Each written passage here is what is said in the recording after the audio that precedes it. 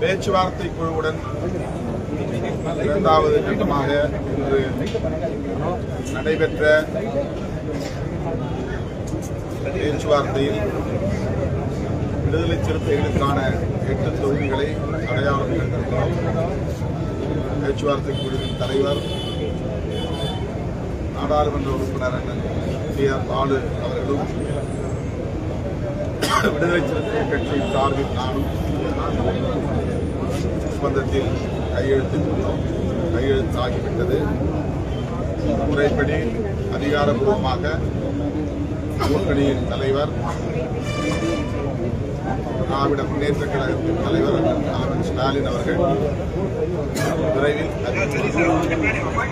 திருப்திகரமா இருக்குங்களா? உங்களுக்கு நீங்க கேட்ட இடங்கள்லாம் கிடைச்சிருக்கா? எல்லாம் மாற்றம் திருப்திகரமான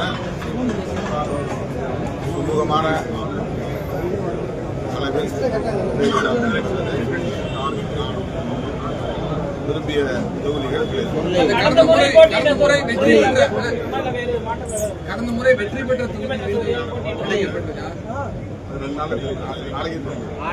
நாகப்பட்டினம் தொகுதி அதிகாரப்பூர்வமா முதல்வர் தான் அறிவித்தார், தலைவர் தான் அறிவித்தார். எதுவாக இருந்தாலும் அவர் எல்லா கட்சியும் முடிச்ச பிறகு அவர் இன்னும் ஒரு கட்சியில் பேசிட்டு இன்னைக்கு இரவே கூட முடிஞ்சிருக்கோம். இன்னைக்கு இரவே முடிஞ்சுன்னா நாளை காலையில்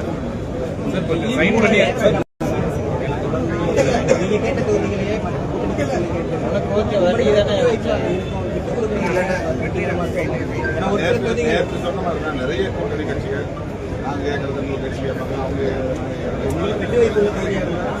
அதெல்லாம் நாளைக்கு தெரிஞ்சு. காங்கிரஸ் சில தொகுதிகள் இழுபறியா இருந்தது, கேட்டு பெற முடியலன்னு சொன்னாங்க. அது மாதிரி நிலை உங்களுக்கு இருந்தது இல்லை? அதெல்லாம் வேட்பாளர் பட்டியல் அடுத்து எப்போ ரிலீஸ் பண்ணுங்க? அதிகாரப்பூர்வமாக என்னென்ன தொகுதிகள் அறிவிக்கப்பட்ட பிறகு திமுக கூட்டணியில தொகுதி பங்கீடு செய்வதில் பெரும் இழுபறி ஏற்பட்டிருக்கு. எதிர்கட்சி தலைவர் எடப்பாடி பழனிசாமி இப்போ கேம்பெயின்ல பேசிட்டு இருக்காரு. பெரும் சிக்கல் இருக்கு அந்த கூட்டணியில. நம்பரை குறைச்சு கொடுத்துருக்காங்க, பெரும் இழுபறியா இருக்கு. இப்போ கேம்பெயின்ல பேசிட்டு அதெல்லாம் எப்படி உங்க கூட்டணிக்கு? திமுக கூட்டணியில் கடைசி நேரத்திலாவது ஏதேனும் பிரச்சனை எழாதா வெடிக்காதா என்ற எதிர்பார்ப்போடு காத்திருப்பவர்கள் மீண்டும் மீண்டும் ஏமாறப் போகிறார்கள். அப்படி எந்த பிரச்சனையும் இல்லை. அதாவது அவர்கள் சொல்வதைப் போல இழுபறி ஏதும் இல்லை. 10க்கும் மேற்பட்ட அரசியல் கட்சிகள் ஒரு கூட்டணியில் இருக்கிற போது தனித்தனியே ஒவ்வொரு கட்சியையும் அழைத்து பேசுகிற போது ஒரு கட்சி கேட்கிற தொகுதிகளை இன்னொரு கட்சி கேட்கும் நிலை இருக்கிற போது இந்த தாமதம் ஏற்படத்தான் செய்யும். ஆகவே இதை அவர்கள் இழுபறி என்கிறார்கள்.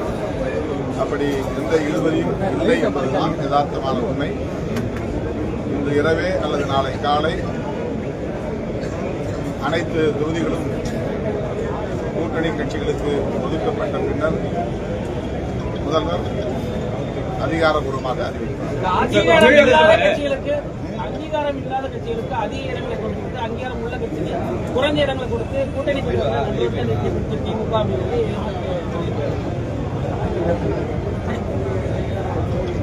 அது பற்றி எங்கள் கூட்டணியில் உள்ள கட்சிகள் தான் கவலைப்பட வேண்டுமே தவிர நாங்கள் தோற்க வேண்டும் என்று கருதுகிறவர்கள் அல்லது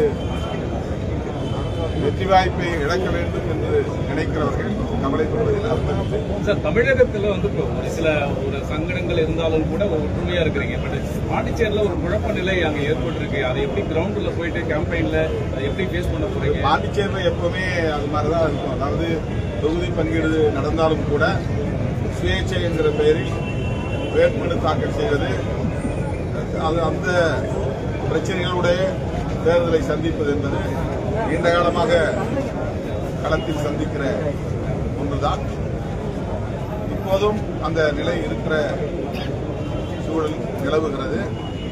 ஆனால் ஒப்பந்தப்படி 16 இடங்களில் காங்கிரஸ் அதிகாரப்பூர்வமாக வேட்பாளரை அறிவித்திருக்கிறது. அதேபோல ஒப்பந்தப்படி திமுக 13 இடங்களில் போட்டியிடுகிறது. எங்களுக்கு ஒதுக்கப்பட்ட ஒரு தொகுதி உட்பட நாங்கள் 3 தொகுதிகளில் ஏற்கனவே அதை சேர்த்து 3 தொகுதிகளில் போட்டியிடுவதாக அறிவித்தோம். அதன்படி எங்கள் கட்சியின் சார்பில் 3 தொகுதிகளில் போட்டியிடுகிறார்கள். எங்களுக்கென்று ஒதுக்கப்பட்டிருக்கிற பானை சின்னம் பாண்டிச்சேரிக்கு வழங்க வேண்டும் என்று நாங்கள் தேர்தல் ஆணையத்திற்கு 24ஆம் தேதி கடிதம் எழுதினோம். ஆனால் அவர்கள் இதுவரையில் பானை சின்னத்தை எங்களுக்காக ஒதுக்கவில்லை. எனவே சுயேட்சை சின்னத்தை கேட்டு பெற்றிருக்கிறார்கள். சுயேட்சை சின்னத்திலேயே எங்கள் கட்சி வேட்பாளர்கள் இது அங்க ஒரு பின்னடைவை உங்களுக்கு, அதாவது அலையன்ஸுக்கு மற்ற எல்லா கட்சிகளுக்கும் ஏற்படுத்தாது. தேர்தல் முடிவு தான் தெரியும் பின்னடைவா வெற்றியா என்பது. புதியவர்களுக்கு வாய்ப்பு அளிக்கப்படுமா சார்? 8 இடங்கள் புதியவர்களுக்கு ஏற்கனவே வெற்றி பெற்றவர்கள் மீண்டும் வாய்ப்பு அளிக்கப்படுமா? இல்ல புதியவர்கள் வேட்பாளர் தேர்வுகளுக்கான முக்கியத்துவம் புதியவர்களுக்கு அதுவும் ஒரு நாள் முடியும். 21 அவசியம் தெரியும். அதே போல அதிமுக கூட்டணியில புரட்சி பாரத கட்சிகளுக்கு 3 தொகுதிகள் அளிப்பதாக உறுதியளித்து அவங்க வந்த உடனே ஒரு தொகுதி மட்டும் கொடுத்து போக சொல்லியிருக்காங்க. இதை எப்படி பார்க்குறது? உறுதியளித்துட்டு ஒரு கட்சிக்கு வந்து கடைசி நேரத்தில் ஒரு தொகுதி மட்டும் இந்த மாதிரியான பிரச்சனைகள்லாம் எங்க அணியில் இருக்கிற யாரும் பேசுறாங்க. அவங்க கட்சி உள்ள, அவங்க கூட்டணி உள்ள இந்த மாதிரியான சில பிரச்சனைகள் இருக்கு. அதையெல்லாம் திமுக தரப்பிலிருந்து யாரும் திமுக கூட்டணியின் தரப்பிலிருந்து பேசுவதில்லை.